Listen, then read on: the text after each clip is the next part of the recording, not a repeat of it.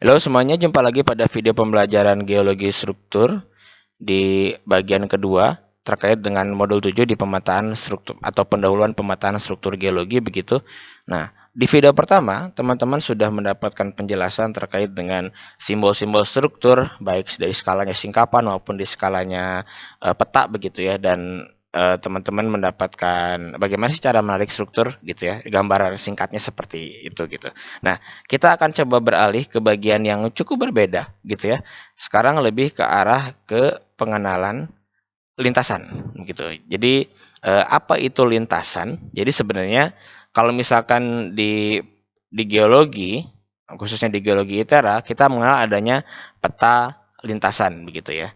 Mungkin di kampus lain ada yang menyebutnya juga peta kerangka begitu ya. Nah, apapun itu, peta lintasan atau peta kerangka sebenarnya sifatnya sama, yaitu kita menuangkan lintasan perjalanan kita selama kita pemetaan dan menandai lintasan tersebut dengan apa yang kita temui begitu ya. Misalkan teman-teman berjalan, kalau kita anggaplah kota ya, dari Jakarta ke Bandung, ke Garut, ke Ciamis, lalu ke Purwokerto begitu ya. Nah, di Jakarta itu kalian menemukan batu pasir. Nah, tandai batu pasir tuh di peta Pulau Jawa.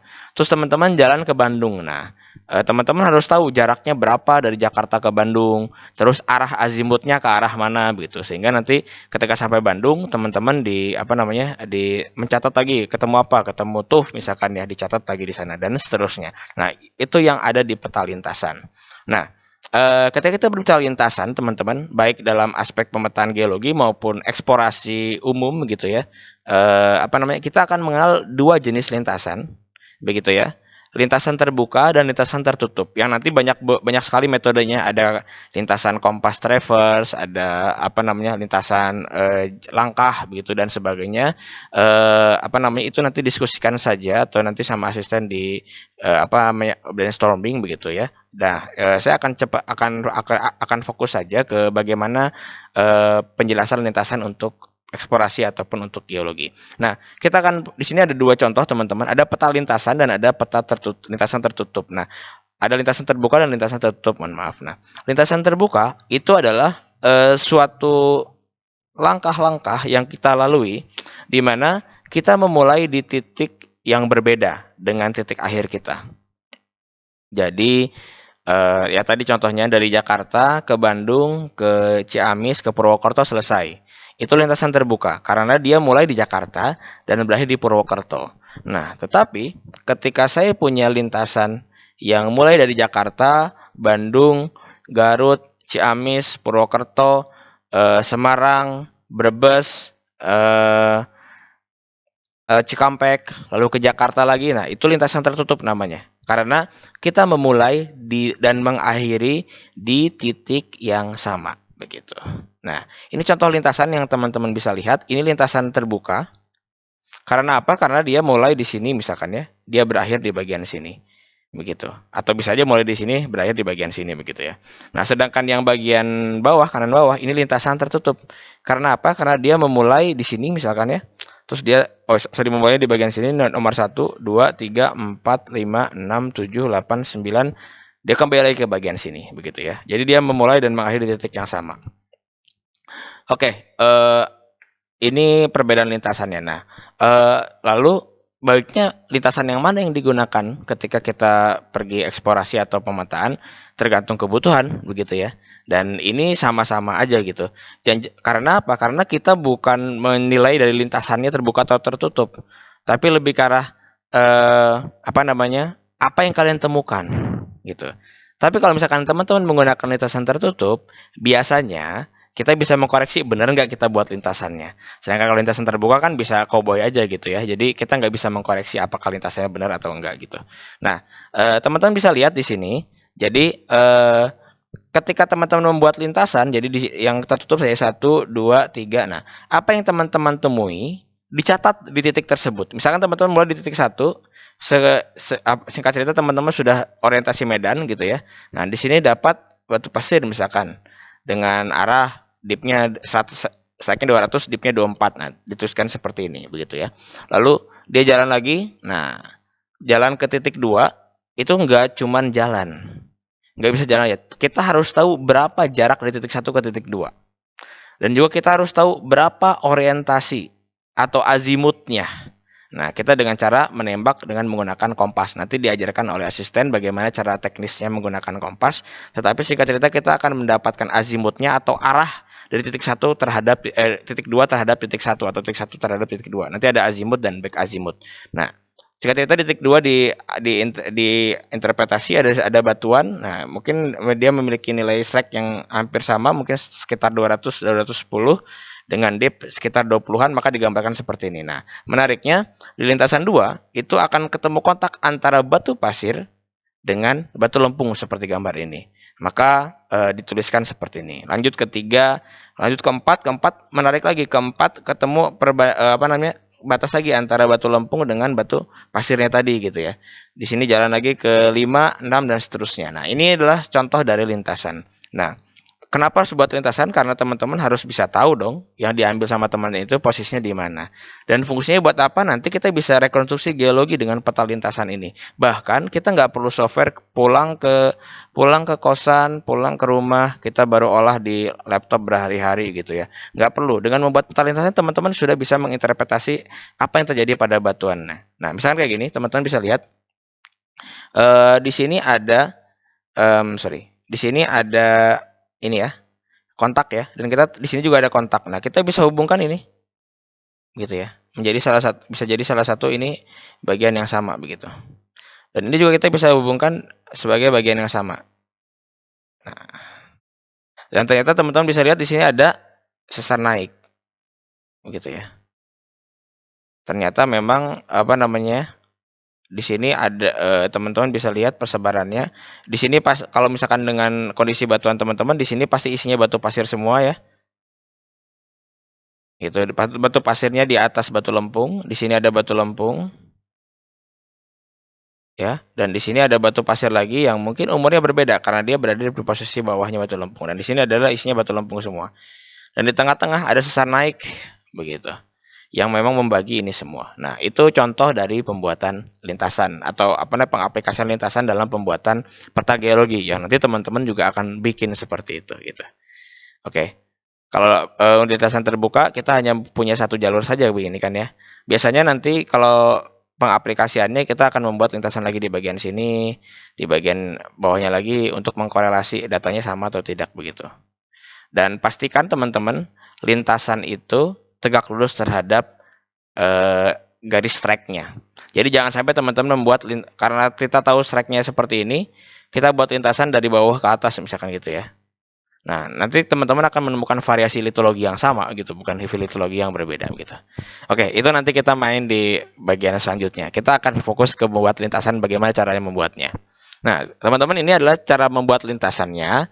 Yang jelas kita bisa menggunakan meteran, kita bisa menggunakan pita ukur, kita bisa menggunakan apapun yang bisa mengukur jarak. Sekarang udah ada smartwatch, teman-teman bisa juga gunakan itu. Nah, yang jelas begini skemanya. Jadi kita harus tahu dulu titik awal di mana gitu ya. Seperti gambar ini, kita harus tahu titik awalnya di mana begitu. Lalu ketika kita mau berjalan, pastikan jalannya lurus. Dan ketika teman-teman belok, berhenti dulu di situ. Di sebelum belok berhenti. Ya. Jadi ada orang pertama, itu dia pegang kompas dan mengarahkan kompas ke orang yang jalan dan berhenti di titik itu.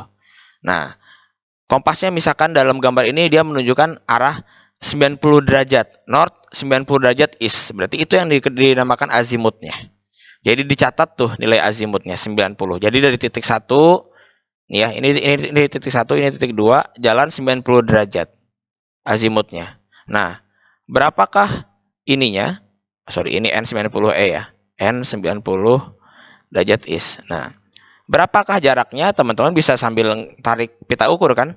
Dari titik 1 ke titik 2 berapa? Misalkan let's say 500 meter atau dalam gambar ini mungkin 30 feet ya. 30 feet. Maka ya sudah catat dengan ininya 30 feet.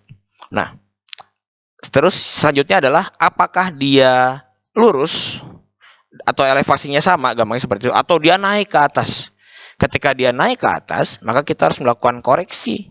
Karena yang kita gambar adalah garis horizontalnya. bukan garis ke atasnya. Sedangkan meteran teman-teman itu mengukur dari titik awal ke titik 2 itu secara diagonal. Maka kita bisa melakukan koreksi misalkan dari teman-teman di titik 1, terus ada yang di atas, teman-teman hitung sudutnya dengan kompas geologi, nanti teknisnya sama asisten diajarkan. Hitung sudut slope-nya misalkan 30 derajat. Berarti kan teman-teman ini titik, misalkan ini saya anggap gambarnya ya. Ini teman-teman di sini. Ini orang misalkan ya. Teman-teman di sini begitu. Nah, gini. Nah, orang kedua di sini. Gitu kan. Nah, yang harus teman-teman ukur kan sudut horizontalnya karena mau digambarkan di peta begitu ya. Nah, di sini singkat cerita 30 derajat, Pak, begitu. Sedangkan di sini nilainya misalkan 5 meter atau 500 meter lah gitu ya. Ya, teman-teman silakan menggunakan trigonometri sederhana untuk menghitung nilai horizontalnya. Singkat cerita, kalau begini kan 500 berarti dia menggunakan cos ya. Jadi bisa dikatakan X yang garis horizontal per 500 sama dengan cos 30. Jadi X itu sama dengan 500 dikali cos 30 begitu ya misalkan. Nah, nanti silakan teman-teman dihitung berapa 500 dikali cos 30. Jadi ya kalau kita gunakan trigonometri berarti sekitar 4 harusnya ya, 400 meter gitu. Nah, kayak gitu. Nah, itu yang teman-teman lakukan dan itu teman-teman akan lakukan setiap adanya perubahan titik. Begitu. Nah, di sini ada keterangan teman-teman yang perlu diperhatikan.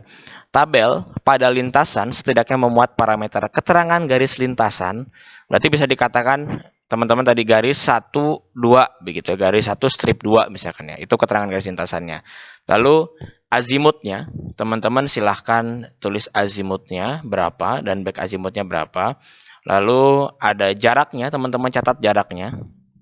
Setelah itu kemiringannya berapa dan koreksi jaraknya berapa. Nanti kan yang tadi menggunakan trigonometri tadi. Nah, catatan ketika slope-nya di bawah 5, teman-teman tidak perlu melakukan koreksi karena nilainya itu hampir sama. Jadi oke lah. Kalau slope-nya di bawah 5, teman-teman tidak perlu melakukan koreksi. Tetapi ketika di atas 5 derajat maksudnya, maka teman-teman akan perlu melakukan koreksi tersebut. Oke, nah ini ini cara membentuk lintasannya. Jadi ini mungkin yang teman-teman akan lakukan. Teman-teman akan exercise mungkin sama asisten dan nanti pada saat praktikum dan juga akan ditugaskan begitu ya untuk membuat lintasan. Nah, tetapi sejauh ini apa referensi yang ada begitu ya. Sebenarnya kan akan akurat ketika teman-teman menarik pita ukur atau meteran begitu ya, yang bawah 50 meter, 100 meter begitu. Dan di lapangan pasti kita menggunakan itu.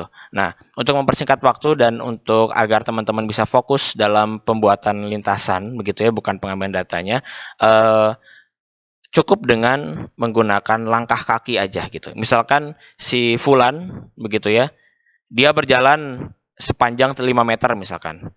Nah, dihitung langkahnya itu 1, 2, 3 seterusnya begitu ya. Berapa langkah ketika dia harus berjalan 5 meter.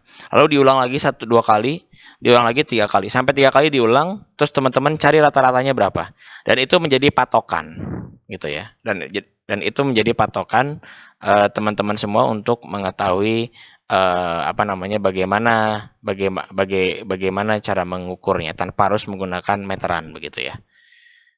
Nah, ini ada beberapa poin yang teman-teman bisa catat di sini ya. Di sini ada alurnya dan ini bisa dilakukan minimal dengan 2 orang begitu ya. Jadi ada yang berdiri di tempat awal, ada yang berdiri di tempat akhir begitu. Kalau misalkan 1 orang akan sangat sulit. Oke. Nanti teman-teman ini bocoran sedikit tugas buat teman-teman. Jadi buat lintasan untuk yang teman-teman di ITERA, GKU 1, Labtek 2, GKU 2 Malaysia Battle Ilmu, GKU 1 dengan skala 1/2000 begitu ya. Tapi ini nanti disesuaikan dengan dari asisten. Jadi ini gambarannya seperti itu. Ini juga ada tugas yang nanti mungkin disesuaikan juga dengan asisten. Baik, itu mungkin untuk gambaran dari pengenalan lintasan. Kita akan jumpa lagi pada video pembelajaran terakhir tentang penarikan kelurusan. Terima kasih. Assalamualaikum warahmatullahi wabarakatuh.